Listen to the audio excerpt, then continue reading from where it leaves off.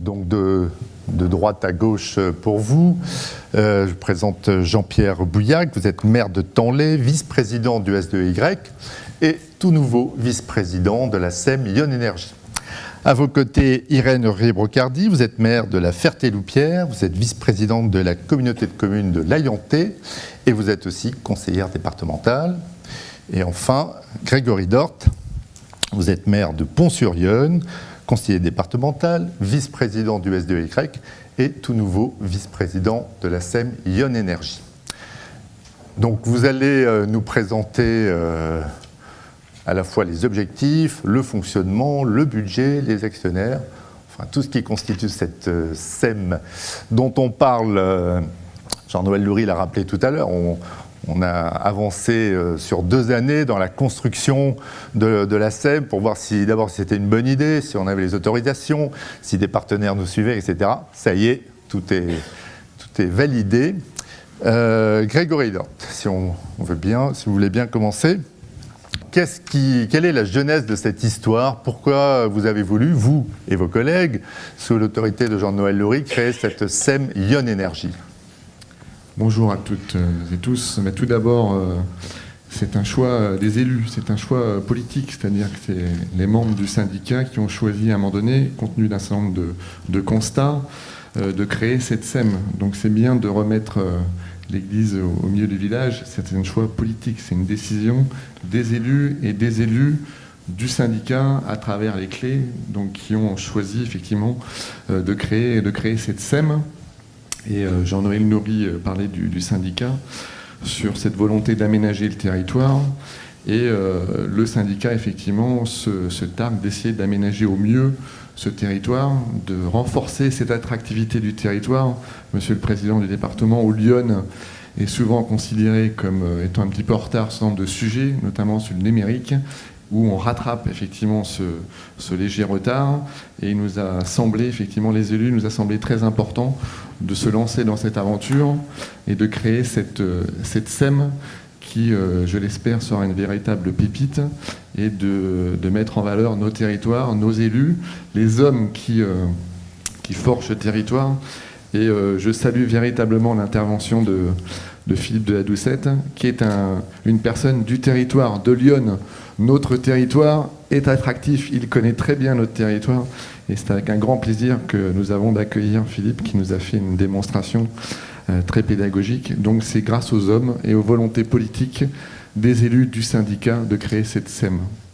Donc ce que vous voulez nous dire, c'est que les élus ont encore les moyens de faire bouger les choses malgré les contraintes administratives, réglementaires, financières, etc. Bon, on va y revenir, mais effectivement c'est une décision politique noble, si je puis dire. Donc vous avez pris cette décision, une décision qui s'inscrit dans un cadre réglementaire. Et là, on a tout un fatras de schémas, de règlements, enfin à tous les niveaux. On va commencer au niveau européen. Alors avant, oui, donc effectivement, c'est le pourquoi, c'est une décision politique forte, mais également un certain nombre de constats, qui est effectivement le dérèglement climatique. Donc si on a vu qu'il y avait une crise climatique, tout le monde le sait, les gens en prennent conscience, il y aura une conscience citoyenne à avoir à ce niveau-là par rapport à nos modes de consommation. Mais cette crise climatique, elle touche aussi le monde, on a pu le voir, mais également Lyon, où on a eu des inondations. Surtout à Pont-sur-Yonne. Surtout à Pont-sur-Yonne. Enfin, les élus ici présents, effectivement, ont eu constaté un certain nombre de dérèglements climatiques. Donc il a fallu réagir à notre modeste niveau, d'où la promotion effectivement des énergies renouvelables pour réduire, tout le monde le sait, les gaz à effet de serre. Enfin, c'est un véritable enjeu de société. Et Lyon doit apporter sa modeste contribution, effectivement, à ces dérèglements climatiques pour essayer de régler un certain nombre de choses.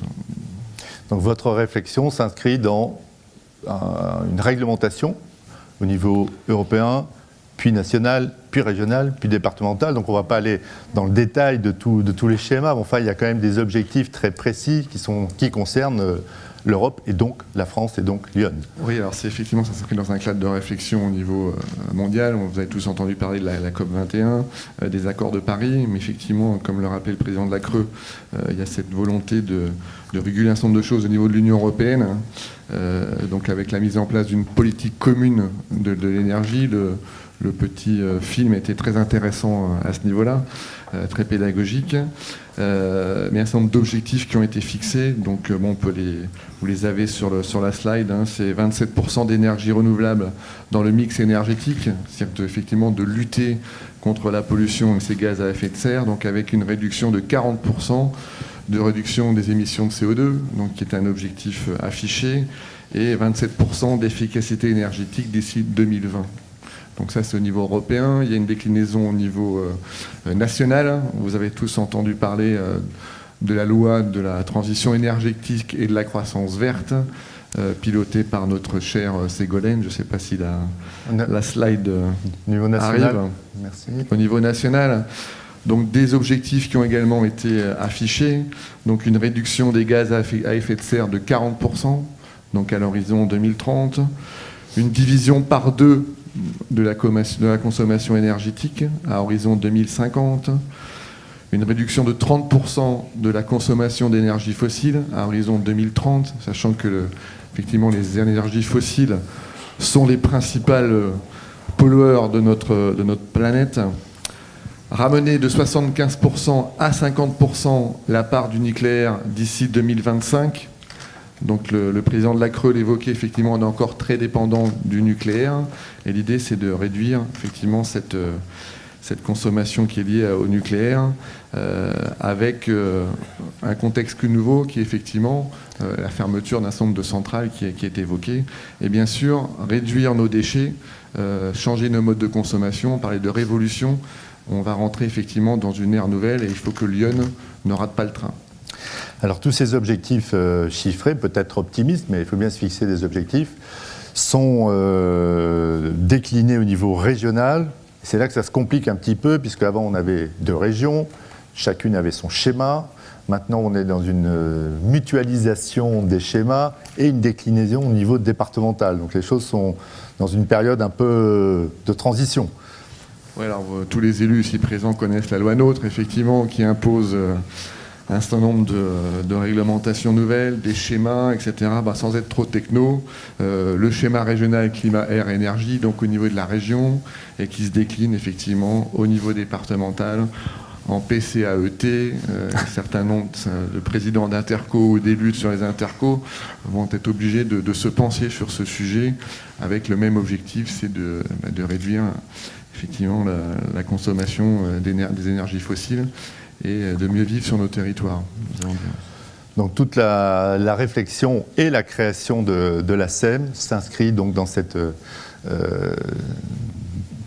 déclinaison d'objectifs, que ce soit sur la transition énergétique, sur les nouvelles habitudes en termes de consommation, de gestion des déchets, etc. Et vous vous êtes donné, vous, un outil très concret. Et là, c'est avec Jean-Pierre Bouillac que nous allons voir comment les choses vont s'organiser. Oui. Donc le cadre de l'action au niveau départemental pour cette transition énergétique, c'est la SEM, donc, dont vous avez rappelé la définition la plus juste. Oui. Alors, je reprendrai ce qu'a dit Grégory précédemment. C'est né d'une volonté d'élus et d'élus du syndicat. Et les élus se sont véritablement posé la question quelle était la meilleure structure pour pouvoir répondre aux besoins de notre département et pouvoir travailler à l'autonomie énergétique de Lyon. La meilleure des structures possibles, c'était la création d'une SEM. Donc qu'est-ce que c'est une SEM? C'est une société anonyme dont le capital est majoritairement détenu par une ou plusieurs personnes publiques, en sachant qu'au moins une personne privée doit pouvoir être actionnaire au capital de cette SEM. Et puis, on le verra parce que c'est le cas de notre SEM Lyon Énergie, eh bien plusieurs autres SEM sont actionnaires de notre SEM Lyon Énergie. Pourquoi? Eh bien, si vous voulez, parce que la structure juridique d'une SEM garantit la prise en compte effective de l'intérêt général tout en permettant d'avoir la souplesse d'une société telle que de droit privé. Voilà. Et oui, effectivement, c'est ce que signalait tout à l'heure le président Loury dans son introduction, c'est la nécessité d'avoir une réflexion collective sur l'ensemble du département pour éviter de tomber dans les travers de la téléphonie mobile. Il y a une époque, le numérique, où le département est obligé de se battre pour effectivement aller là où le privé ne veut pas aller, tout simplement. Oui, la volonté, c'était de travailler sur l'ensemble du territoire iconé. Vous avez donc constitué un actionnariat autour du SDEY. Non. D'abord, on pourrait redéfinir. Oui, pardon. Excusez-moi. Revenons aux missions, je suis allé trop vite. Allez-y. Oui. Quelles sont les missions de Ion Energy ? Le président Loury l'a dit dans son propos introductif tout à l'heure. Le but premier, c'est quand même de réaliser des études à la conception d'unités de production, mais pas seulement. Il faut assurer également leur exploitation dans des domaines tels que la biomasse, l'éolien, le solaire, mais bien entendu également l'hydroélectrique. Bon, ça, c'est la grande mission de notre SEM Ion Energy, mais ce n'est pas que cela, parce que par rapport à ce que disait Grégory tout à l'heure, il y a également la promotion du recours aux énergies renouvelables, bien entendu, fédérer les compétences en matière d'énergie renouvelable, et puis une SEM, ça se doit de rechercher des financements pour que les projets puissent être financés. Et donc vous avez déjà recherché des partenaires financiers pour constituer votre actionnariat. Alors, au niveau de l'actionnariat de Ion Energy, on a quand même réfléchi, et la volonté quand même du syndicat départemental d'énergie, c'était d'être largement majoritaire dans cette SEM. Donc, le capital de la SEM a été établi à hauteur de 2 700 000 €, dont 2 240 000 sont détenus par le syndicat départemental d'énergie de Lyon. Après, 7 actionnaires au niveau de cette SEM, représentés, on pourrait dire, par 3 collèges, si vous voulez. Le premier collège, les collectivités territoriales, bien entendu, le syndicat départemental d'énergie de Lyon, mais également le syndicat départemental d'énergie de l'Eure-et-Loire, le SDE 28. Par rapport aux SEM, et là on en revient aux SEM qui sont actionnaires et qui doivent être actionnaires, qui peuvent être actionnaires d'une SEM, eh bien nous avons là 3 SEM qui sont actionnaires de Ion Energy, Vendée Énergie, du département de la Vendée, bien sûr, comme son nom l'indique, Énerciel, qui est une SEM de l'Indre-et-Loire, et puis également Nièvre Énergie, qui est bien entendu du département de la Nièvre. Et puis, il fallait bien un 3e collège, parce que la SEM travaille a besoin de financement. Et puis nous avons le plaisir d'accueillir deux organismes bancaires qui sont le Crédit Agricole Champagne-Bourgogne et la Caisse d'épargne de Bourgogne-Franche-Comté. J'imagine que ce qui est intéressant pour vous aussi, au niveau des 3 SEM qui sont vos partenaires actionnaires, c'est de pouvoir utiliser leur expérience, leur réflexion. Parce que je pense par exemple à la Vendée, on avait eu plusieurs intervenants de la Vendée les années précédentes qui ont déjà beaucoup d'actions dans le cadre de la SEM vendéenne. Alors effectivement, pour une SEM comme la nôtre qui va démarrer, si vous voulez, l'appui de SEM existantes et qui ont déjà travaillé sur de nombreux projets dans du type de ceux que nous voulons développer est primordial. Nous sommes ravis de pouvoir les accepter, de les accueillir comme actionnaires. Donc vous avez un capital, vous avez des actionnaires. Comment allez-vous fonctionner concrètement sur les 2 années qui viennent ? Alors, pour l'instant, cette SEM démarre, si vous voulez. Nous avons prévu un plan d'investissement sur des projets jusqu'en 2019 et principalement sur l'éolien et la méthanisation, sachant que sur une approche beaucoup plus restreinte, c'est-à-dire sur 2017, nous avons 2 projets de type éolien, 2 projets de type méthanisation et un projet photovoltaïque, pour lequel nous ne dirons pas plus, nous ne saurons pas plus avant parce qu'il y a des notions de confidentialité à respecter vis-à-vis de ces projets, mais qui sont en cours. Voilà.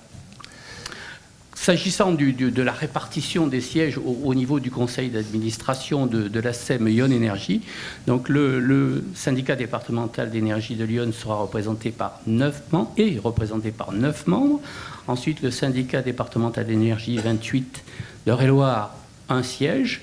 La SEM Vendée Énergie, 1 siège. Et la SEM Énerciel, 1 siège également. Et puis, il faut la piloter, cette SEM, donc il faut une gouvernance. Et là aussi, vous vous êtes organisé. Bien sûr, et ben, il faut bien, vous avez raison, il faut bien la gouverner. Et qui de mieux que notre président du syndicat départemental d'énergie comme président directeur général de cette SEM. Grégory Dort et moi-même en serons les vice-présidents. Et puis, au niveau des membres du conseil d'administration, ils se dénomment de la manière suivante: Jean Desnoyers, Guillaume Dumay, Jean-Pierre Gérardin, Michel Pantier, Patrick Picard et Denis Roicourt, les 9 dont on parlait précédemment du syndicat, qui sont des élus du syndicat départemental d'énergie de Lyon, mais également Xavier Nicolas pour le syndicat départemental d'énergie d'Eure-et-Loire, Olivier Loiseau pour la SEM Vendée Énergie et Jean-Luc Dupont pour Énerciel. Et bien sûr, il nous fallait quelqu'un pour diriger cette SEM. Pour travailler vraiment, c'est ça que vous voulez dire. Pour travailler vraiment, parce que pour travailler vraiment, eh bien, elle est à côté de moi, c'est Irène Hurlier-Brocardi. Merci beaucoup, monsieur le vice-président. Et donc, Irène Hurlier-Brocardi, donc certains vous connaissent puisque vous avez différents mandats, et puis vous avez accepté donc de vous engager comme directrice de cette nouvelle structure. Qu'est-ce qui vous a motivé? C'est la transition énergétique, c'est l'aménagement du territoire? Qu'est-ce qui vous intéresse en priorité? Un petit peu les deux. Je crois que les intervenants qui se sont exprimés avant moi l'ont bien dit. La question des énergies renouvelables, des territoires intelligents, eh bien, ce sont des questions qui sont au cœur du débat social en ce moment et qui interpellent tous les citoyens, les élus en particulier.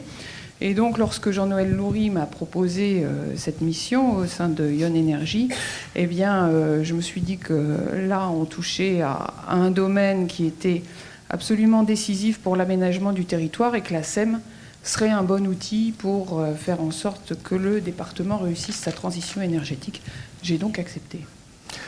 Alors, vous avez eu une vie autre, professionnelle jusqu'à présent. Vous êtes docteur en sociologie, vous avez travaillé pour la défense. Quelle est la connexion qu'il y a entre la sociologie et le déploiement d'outils de la SEM Lyon Énergie?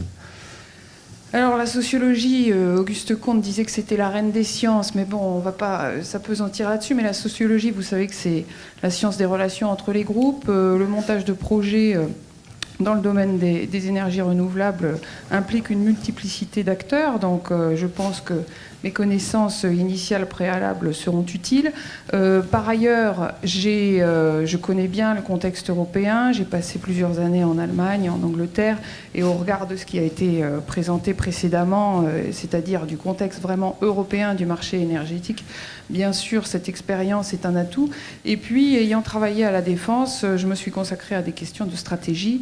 Et je pense qu'il est apparu assez clairement, d'ores et déjà, que la transition énergétique, l'autonomie énergétique des territoires, c'est stratégique. C'est stratégique dans le sens défense et sécurité, bien sûr, mais c'est un peu lointain de nos préoccupations.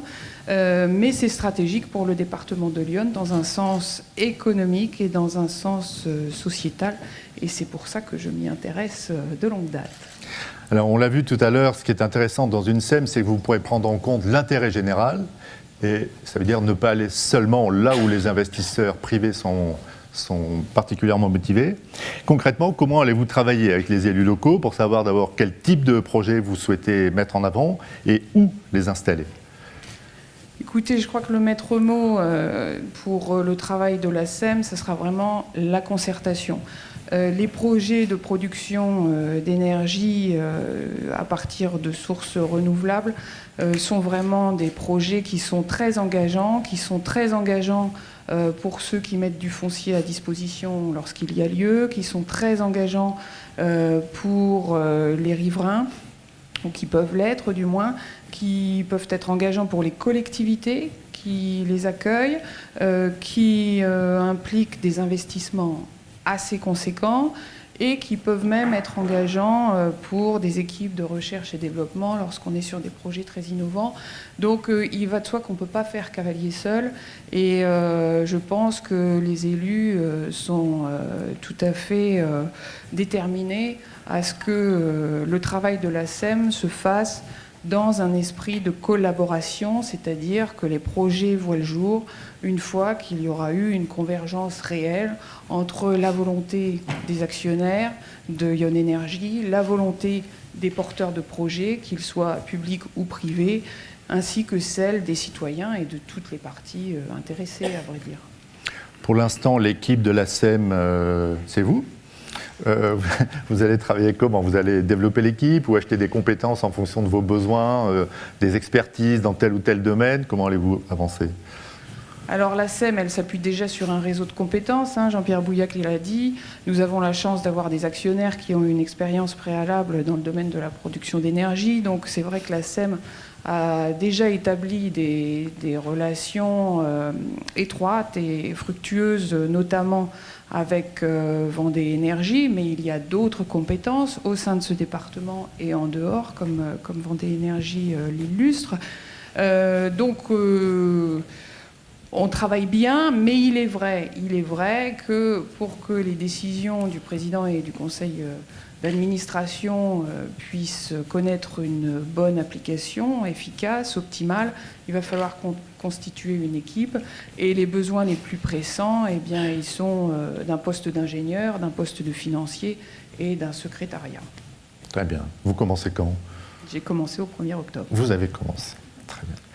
Est-ce qu'il y a des questions sur les objectifs de la SEM, sur le fonctionnement, les partenaires, le capital, les outils?